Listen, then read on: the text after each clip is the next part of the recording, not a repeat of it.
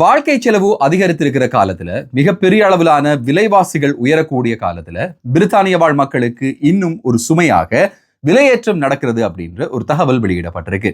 பொதுவாகவே வசதி குறைந்தவர்கள் அல்லது வருமானம் குறைந்தவர்களுக்கு இது மிகப்பெரிய ஒரு தாக்கத்தை ஏற்படுத்தும் அப்படின்ற ஒரு தகவல் வெளியிடப்பட்டிருக்கு.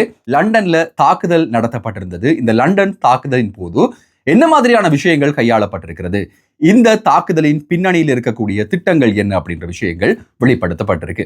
உங்களுடைய பிள்ளைகள் யூகேல படிக்கிறாங்க அப்படின்னா அந்த பிள்ளைகளை கவனமாக பார்த்து கொள்ள வேண்டிய ஒரு பெரிய பொறுப்பு நமக்கு இருக்கு. எந்த நாட்டில் இருந்தாலும் பிள்ளைகள் பற்றிய கவனம் அதிகமாக இருக்கணும். அப்படி இல்லாத பட்சத்துல என்னென்ன நடக்கும் அப்படின்றதுக்கு ஒரு சம்பவம் எடுத்துக்காட்டாக இருக்கு. மிகப்பெரிய அளவுல முன்னெடுக்கப்படுற ஸ்ட்ரைக்கின் காரணமாக பல லட்சக்கணக்கான மக்கள் பாதிக்கப்பட போகிறார்கள். லண்டன்ல இருக்கிறவங்களுக்கு இந்த செய்தி, இந்த வீடியோ ரொம்பவே பயனுள்ளதாக இருக்கும். நண்பர்களுக்கு வணக்கம். இன்னும் ஒரு வீடியோல உங்களை சந்திக்கிறதுல சந்தோஷம். தொடர்ச்சியா வீடியோக்கள் பாக்குறீங்க, அதற்கு மிக்க நன்றி. முதல் தடவையா பாக்குறீங்க அப்படின்னா மறக்காம சப்ஸ்கிரைப் பண்ணுங்க. பிரித்தானிய வாழ் தமிழ் மக்களுக்கு பயன்படக்கூடிய தகவல்கள், செய்திகள், அன்றாடம் நடக்கிற விஷயங்கள், இங்க இருக்கிற அரசியல் மாற்றங்கள், இப்படியான பல விஷயங்கள் இந்த சேனல்ல தொடர்ந்து வந்து கொண்டிருக்கும். முதல் தடவையா அந்த சேனலை பாக்குறீங்க அப்படின்னா லைக் பண்ணுங்க. உங்க நண்பர்களோடையும் இந்த சேனல் மற்றும் வீடியோவை பகிர்ந்து கொள்ளுங்க.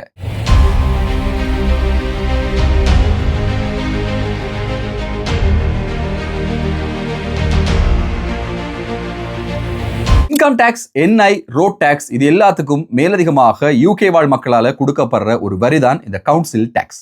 கவுன்சில் டாக்ஸ் அப்படின்றது வருடம் ஒன்றுக்கு 2000 பவுண்ட்கள் வரையில செலவாகிறது. ஒவ்வொரு பேண்டுக்கு ஏற்ற வகையில இந்த கவுன்சில் டாக்ஸ் கொடுக்கப்படுது. இந்த கவுன்சில் டாக்ஸால ஒவ்வொரு கவுன்சிலும் எதுக்கெல்லாம் இந்த பணத்தை பயன்படுத்துறாங்க அப்படின்னா, நம்ம பிள்ளைகள் படிக்கக்கூடிய ஸ்கூலிங், அதே நேரம் இந்த ரோட்ஸ், இந்த ரோட் ஒர்க்ஸ், இப்படியான விஷயங்கள், லோக்கல் சர்வீசஸ், அதே நேரம் இந்த கவுன்சில்ல தங்கி இருக்கக்கூடியவர்கள், சோஷியல் கேர் போன்ற பல விஷயங்களுக்காக இந்த கவுன்சில் டாக்ஸ் பயன்படுது. இந்த கவுன்சில் டாக்ஸை அதிகரிக்கணும் அப்படின்ற ஒரு கோரிக்கையை தொடர்ச்சியாக கவுன்சில்கள் அரசாங்கத்துக்கிட்ட வலியுறுத்தி வந்தாங்க. இதுக்கான காரணம் என்ன அப்படின்னா, சோஷியல் ஹவுசிங்ல ஏற்பட்டிருக்கக்கூடிய பிரச்சனைகள். இந்த சோஷியல் ஹவுசிங்குக்கு செலவாகிற பணத்தை இப்போதைய கவுன்சில் டாக்ஸால முற்றுமுழுதாக கொடுக்க முடியல அப்படின்ற ஒரு காரணத்தால கவுன்சில் டாக்ஸ்கள் அதிகரிக்கப்பட வேண்டும் அப்படின்றது தொடர்ச்சியான ஒரு வேண்டுகோளாக பிரித்தானியாவில் அரசியல் மட்டத்தில் பேசப்பட்டு வந்தது. இதுக்கு ஆரம்பத்தில் அரசாங்கம் ஒத்துக்கொள்ளல. இதுக்கான காரணம் என்ன அப்படின்னு பாத்தீங்கன்னா, ஏற்கனவே யூகே கவர்மெண்ட் தரப்புல மிகப்பெரிய அளவிலாக விமர்சனங்கள் முன்வைக்கப்படுது. மக்களுடைய வாழ்வாதாரம் பாதிக்கப்பட்டிருக்கு, விலையேற்றங்கள் அதிகமா இருக்கு அப்படின்ற பல விஷயங்கள் சொல்லப்பட்டிருந்தது. சாதாரணமாக ஒரு மாதத்திற்கு வாங்கக்கூடிய பொருட்கள், குரோசரி பொருட்களுடைய விலைகளே 25 தொடக்கம் 30% அதிகரித்திருக்கிறது. இவ்வளவு காலமும் டீசல் 1.40 விற்கப்பட்டது, இப்போ 2 வரையில விற்கப்படுது. சம்பளத்துல எந்த மாற்றமுமே இல்ல, டாக்ஸ்ல அதிகரிச்சுட்டே போறாங்க. இன்கம் டாக்ஸ் அதிகரிக்க போகுது அப்படின்ற ஒரு தகவலும் அண்மையில கசந்திருந்தது. ஆனா இன்கம் டாக்ஸை அப்படியே ஃப்ரீஸ் பண்ணி வச்சிருந்தாங்க.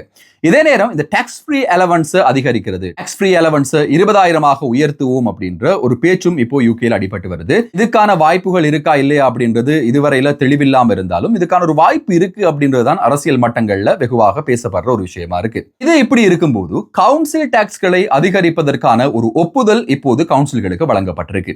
5% 10% வரையில இந்த கவுன்சில் டாக்ஸ்கள் அதிகரிக்கப்படலாம் அப்படின்ற ஒரு அனுமதி வழங்கப்பட்டிருக்கு. இது ஒவ்வொரு இடத்திற்கும் வேறுபடும். ஸ்காட்லாந்து போன்ற இடங்கள்ல இது 10% அதிகரிக்க போகிறது. இன்னும் சில கவுன்சில்கள்ல, அதாவது அதிகப்படியான ஸ்கூல்கள் இருக்கக்கூடிய இடங்கள், அதிகப்படியான இந்த போக்குவரத்து சம்பந்தமான விதிமுறைகள் இருக்கக்கூடிய டவுன்கள், இல்ல புதிதாக வரக்கூடிய டவுன்கள்லையும் இந்த ஒரு அதிகரிப்பு அதிக அளவில் இருக்கும் அப்படின்னு சொல்லி எதிர்பார்க்கப்படுகிறது. வருடம் ஒன்றுக்கு 200 தொடக்கம் 300 பவுண்ட்ஸ் வரையில இந்த டாக்ஸ் ஆனது அதிகரிக்க போகிறது. அப்படி அதிகரிக்கும் போது மாதத்துக்கு 20 தொடக்கம் 30 பவுண்ட்ஸ் வரையில கவுன்சில் டாக்ஸ்கள் அதிகரிக்கப்படலாம். இந்த கவுன்சில் டாக்ஸ் பத்தி நிறைய பேருக்கு தெரியாத ஒரு விஷயம் என்ன அப்படின்னா, உங்களால இந்த கவுன்சில் டாக்ஸை அஃபோர்ட் பண்ண முடியல, உங்களுக்கு விசேடமான தேவைகள் இருக்கு அப்படின்ற பட்சத்துல கவுன்சிலை தொடர்பு கொண்டு நீங்க இதுல டிஸ்கவுண்ட் வாங்கலாம். நீங்க ஒரு சிங்கிள் பர்சனா இருக்கீங்க அப்படின்னா 25% வரையில உங்களுக்கான கவுன்சில் டாக்ஸ்ல நீங்க டிஸ்கவுண்ட் வாங்கலாம். இதே நேரம் இன்னும் பல காரணங்கள் இருக்கு. முதியவர்களாக இருந்தா, டிசபிலிட்டியில இருந்தா, இல்ல வேறு காரணங்கள் ஒவ்வொரு கவுன்சிலுக்கு ஏற்ப மாறுபடும். இந்த கவுன்சிலை நீங்க தொடர்பு கொண்டு உங்களுடைய சர்க்கம்ஸ்டன்ஸ், உங்களால இந்த பெருந்தொகையை கொடுக்க முடியல அப்படின்னும் போது உங்களுக்கான கொடுப்பனவுகள்ல குறைவாக்குறதுக்கான வாய்ப்புகள் நிறைய இருக்கு. அந்த வாய்ப்புகளுக்கு தகுதியுடையவர்கள் அதை ட்ரை பண்ணி பார்க்கலாம். ஸ்டூடெண்டா இருக்கீங்க அப்படின்னாலும் உங்களுக்கான ஒரு டிஸ்கவுண்ட் வழங்கப்படும். ஸோ கவுன்சில் டாக்ஸ் அப்படின்றது ஒவ்வொருவருடைய தேவைகளுக்கு ஏற்ற மாதிரி, ஒரு ஏரியாவில் எப்படி வீடு இருக்கு, அந்த வீட்டில் எத்தனை ரூம் இருக்கு, அந்த ஏரியாவினுடைய இம்பார்ட்டன்ஸ் என்ன அப்படின்ற நிறைய விஷயங்களை உள்ளடக்கி தான் இந்த கவுன்சில் டாக்ஸ் இருக்கு. கவுன்சில் டாக்ஸ்ன்றது யூகேல மிக முக்கியமான ஒரு விஷயம். உங்களுக்கு தெரிந்திருக்கும், நீங்க கவுன்சில் டாக்ஸ்ல 2 பேமெண்ட் தொடர்ச்சியா பண்ணல அப்படின்னா உங்களை ஜெயிலுக்கு அனுப்பக்கூடிய அனுமதி கூட இருக்கு. உங்கள்ட்ட அறவுறதுக்கான இப்படியான வார்னிங்குகளை தொடர்ந்து உங்களுக்கு அதிகபட்ச நடவடிக்கைகள் யூகேல எடுக்கக்கூடிய வாய்ப்புகள் இருக்கு. ஸோ யாருமே கவுன்சில் டாக்ஸை மிஸ் பண்ண மாட்டாங்க, எல்லாருமே டைரக்ட் டெபிட்ல பே பண்ணிட்டு இருப்பீங்க. நான் இந்த விலை அதிகரிப்பு அப்படின்றது பொதுவாக பிரித்தானிய வாழ் மக்கள் மத்தியில் மிகப்பெரிய ஒரு விமர்சனத்தை பெற்றிருக்கு. இதுல குறிப்பாக பிரித்தானியாவை சேர்ந்தவர்களும் ஊடகங்களையும் சமூக ஊடகங்களையும் கமெண்ட்கள் வாயிலாக சொல்ற விஷயம் என்ன அப்படின்னா, இந்த விலைவாசியால ஒரு சாதாரணமா 6 மாதங்களுக்கு முன்னே இருந்த நிலைமையை விட இப்போ டபுள் ஆயிருக்கு, செலவு எல்லாமே அதிகரிச்சிருக்கு அப்படின்ற ஒரு விஷயத்தை பெரும்பாலும் பகிர்ந்து கொள்றாங்க. இது குறித்து உங்களுடைய கருத்தை சொல்லுங்க. ஒரு 6 மாதத்துக்கு முன்னால யூகேல நீங்க செலவு பண்ணதுக்கும் இப்போ செலவு பண்றதுக்கும் வித்தியாசங்கள் இருக்கா? என்ன பொறுத்தவரையில நிறைய மாற்றங்கள் ஆகியிருக்கு. பெட்ரோல் விலை ஒரு பக்கம், பெட்ரோலையும் தள்ளி இந்த அத்தியாவசிய பொருட்களுக்கான விலைகளும் அதிகரித்திருக்கிறது.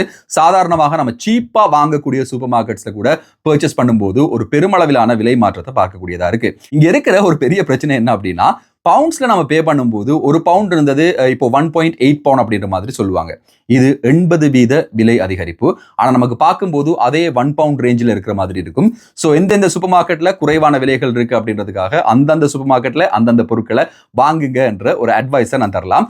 ஒவ்வொரு சூப்பர் மார்க்கெட்லையும் ஒவ்வொரு விலை இருக்கும். ஸோ அந்த சூப்பர் மார்க்கெட்ல எது விலை குறைவோ அங்க அதை மட்டும் வாங்குங்க. ரொம்ப கன்வீனியன்ஸ் பார்த்தீங்க அப்படின்னா ஒரே இடத்துல நிறைய பொருட்களை வாங்கும்போது ஒரு பெரிய ஒரு வித்தியாசம் ஏற்படும். நீங்க ஒவ்வொரு சூப்பர் மார்க்கெட்லையும் ஒவ்வொரு பொருட்களை வாங்கும்போது கிட்டத்தட்ட மாதத்திற்கு 150 தொடக்கம் 200 பவுண்ட்கள் வரையில சேமிக்கலாம். இது என்னுடைய சொந்த அனுபவம். ட்ரை பண்ணி பாருங்க, கண்டிப்பா இது உபயோகமா இருக்கும். இதை ட்ரை பண்றவங்க இருப்பீங்களா இருந்தா கமெண்ட்ல சொல்லுங்க. RMT என்று சொல்லப்படுகின்ற ரயில் மெரைன் டிரான்ஸ்போர்ட் போர்டால ஒரு பெரிய ஸ்ட்ரைக்கை கொண்டு வர போறாங்க. இன்றைய நாள் மற்றும் வியாழக்கிழமையில இந்த ஸ்ட்ரைக் ஏற்பட போகிறது. லண்டன்ல இருக்கக்கூடிய டியூப் ரயில் சேவைகள், ஓவர் த கிரவுண்ட் ரயில் சேவைகளை இது பாதிக்க போகிறது. 4 நாட்கள் மாத்திரம் இவங்களுக்கு வேலை அப்படின்ற திட்டத்தை அரசாங்கம் முன்மொழிஞ்சிருக்கு. இதற்கு எதிராக இந்த மக்கள் ஒரு ஸ்ட்ரைக்ல ஈடுபடுறாங்க. இதுல சுவாரஸ்யமான ஒரு விஷயம் என்ன அப்படின்னா, RMT-னுடைய இந்த நடவடிக்கைக்கு TFL எதிர்ப்பை தெரிவித்திருக்கு. ஸ்ட்ரைக்ல அவங்க ஈடுபடுவாங்க, இந்த ட்ரெயின் டிரைவர்ஸ் ஈடுபடுவாங்க அப்படின்னாலும் இதற்காக தங்களுடைய ஆதரவு கொடுக்கப்பட மாட்டாது அப்படின்றத TFL சொல்லியிருக்கு. இதுல லட்சக்கணக்கான பயணிகள் பாதிப்படைய போகிறார்கள். இவங்கள நிறைய பேர் அசௌகரியங்களுக்கு உள்ளாக போறாங்க அப்படின்ற ஒரு விஷயமும் சொல்லப்படுது. ஜூனியர் டாக்டர்ஸ் ஒரு பக்கம், ஒர்க்கர்ஸ் ஒரு பக்கம், இன்னொரு பக்கம் ரயில்வே ஊழியர்கள், இப்படியாக யூகேல கடந்த காலங்களை விட இப்போ அதிகப்படியான ஸ்ட்ரைக்கள் இப்போ நடைபெற்று வருகிறது. ஒவ்வொருவருடைய வாழ்க்கை தரம், ஒவ்வொருவருக்கு இருக்கிற பிரச்சனைகள் காரணமாக இப்படியான ஒரு சூழ்நிலை இப்போ உருவாயிட்டு இருக்கு. டங்காஸ்டர் பகுதியில் 7 வயதான ஒரு சிறுமி வீட்டுக்கு முன்னாலே இருந்த பொண்ல சடலமாக கைப்பற்றப்பட்டிருந்தாங்க. மார்ச் மாதம் 30ஆம் தேதி இந்த சம்பவம் நடைபெற்றிருந்தது. இதுல 30 வயதான ஒருத்தர் கைது செய்யப்பட்டிருக்காங்க. இந்த குழந்தையை பராமரிக்க தவறியது அப்படின்ற குற்றச்சாட்டின் பேரில் கைது செய்யப்பட்டிருக்காங்க. ஆட்டிஸ்டிக் நோயால பாதிக்கப்பட்டிருக்கிற இந்த குழந்தை தான் இந்த பொண்ல மிதந்திருக்கு. இந்த வீடியோ பார்த்து கொண்டிருக்கிற பெற்றோர்கள் எல்லாருக்கும் ஒரு வேண்டுகோள் என்ன அப்படின்னா, இந்த நாட்டை பொறுத்தவரையில இங்க இந்த பிள்ளைகள் சம்பந்தமான கவனத்தை அதிகமாக எடுங்க. ஒரு பொண்ல மூழ்கி உயிரிழக்கணும் அப்படின்றது மட்டும் கிடையாது, ஒரு சிறு விபத்து கூட பெரிய ஒரு பிரச்சனையை உருவாக்கிடும். பிள்ளைகளின் பாதுகாப்பு அப்படின்றது கண்டிப்பா முக்கியமான விஷயம். அதே நேரம் இப்படியான விபத்துகள் ஒரு சிறு விபத்தாக இருந்தாலும் பெற்றோர்களுடைய நெக்லிஜென்ஸ் அப்படின்றத கண்டுபிடிக்கப்பட்டா உயரிய தண்டனைகள் கிடைக்கும். அதே நேரம் அந்த பிள்ளைகளை கவுன்சில் எடுக்கக்கூடிய நிலைமைக்கும் அது தள்ளப்படலாம். ஸோ ரொம்ப அவதானமாக இருங்க. இப்படியான தவறுகள், இப்படியான பிள்ளைகள் நிறைய பேர், நானும் ஸ்கூலுக்கு போயிட்டு வரும்போது பார்க்குற ஒரு விஷயம், பிள்ளைகளை ரோடை மாற விட்டுட்டு அவங்க மாறிடுவாங்க, ரோடை கிராஸ் பண்ணிடுவாங்க, பிள்ளைகள் அவங்களுக்கு பின்னால கிராஸ் பண்ணுவாங்க. இப்படியான தவறுகளை செய்யாதீங்க. இது வந்து ஒரு மிகப்பெரிய நெக்லிஜென்ஸாக பார்க்கப்படும். பிள்ளைகளோட டைம் ஸ்பெண்ட் பண்ணுங்க, அந்த பிள்ளைகளினுடைய பாதுகாப்பை உறுதிப்படுத்துங்க அப்படின்றத ஒரு வேண்டுகோளாக இந்த செய்தியோடு முன்வைக்கிறேன். லண்டன்ல 4 ஆம்புலன்ஸ்களுக்கு தீ வைக்கப்பட்டிருந்தது. யூதர்களுடைய நிறுவனம் அப்படின்றதுனால இந்த ஆம்புலன்ஸ்களுக்கு தீ வைக்கப்பட்டது. இதற்கு ஒரு இஸ்லாமிய அமைப்பு உரிமையும் கோரியிருந்தது. இது தொடர்பான விசாரணைகள் இப்போ மேற்கொள்ளப்பட்டிருக்கு. இந்த லண்டன் ஆர்சன் அட்டாக் அப்படின்னு சொல்லக்கூடிய இந்த அட்டாக்கள் ஏற்கனவே திட்டமிடப்பட்ட ஒரு அட்டாக் அப்படின்ற ஒரு தகவல் வெளியிடப்பட்டிருக்கு. இஸ்லாமிய அடிப்படைவாதத்துடன் செய்யப்பட்ட தாக்குதல் அப்படின்றதையும் தாண்டி இதுல கூலிப்படைகள் பயன்படுத்தப்பட்டிருக்கிறார்கள். பணத்திற்காக ஒரு குழுவினர் இதை செய்திருக்காங்க அப்படின்ற ஒரு தகவல் வெளியிடப்பட்டிருக்கு. அதே நேரம் இதுல 15க்கும் மேற்பட்டவர்கள் கைது செய்யப்பட்டிருக்காங்க. லண்டன் மட்டும் இல்லாம ஐரோப்பாவினுடைய பல நகரங்கள்ல இவங்க தாக்குதல்கள் நடத்துவதற்கு திட்டமிட்டிருந்தார்கள் அப்படின்ற ஒரு தகவல் வெளியிடப்படுகிறது. பாதுகாப்பாக இருக்கக்கூடிய இடங்கள்ல பொதுமக்களுக்கு உதவி செய்யக்கூடிய நிறுவனங்கள், இப்படியான இடங்கள் யூதர்களோ எந்த மதத்தவர்களுக்கு சார்ந்திருந்தாலும் பரவாயில்ல, இப்படியான இடங்களுக்கு தாக்குதல் நடத்துறது அப்படின்றது கோழைத்தனமான ஒரு செயல். இதனை பிரித்தானியா வன்மையாக கண்டித்திருந்தது. இது முஸ்லிம் மக்களுக்கு எதிராக செயற்படல, இது முஸ்லிம் மக்களுக்கு எதிராக திரும்பவும் இல்லை.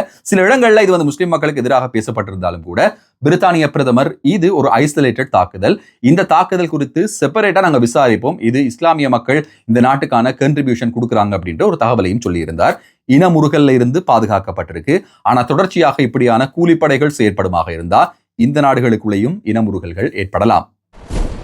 இந்த வீடியோவை முழுசா பார்த்திருப்பீங்க அப்படின்னு நம்புறேன். தொடர்ச்சியாக பார்த்திருந்தீங்கன்னா மறக்காம சப்ஸ்கிரைப் பண்ணுங்க. இந்த வீடியோ உபயோகமானதாக இருந்தா உங்க நண்பர்களோடையும் இந்த சேனல் மற்றும் வீடியோவை பகிர்ந்து கொள்ளுங்க.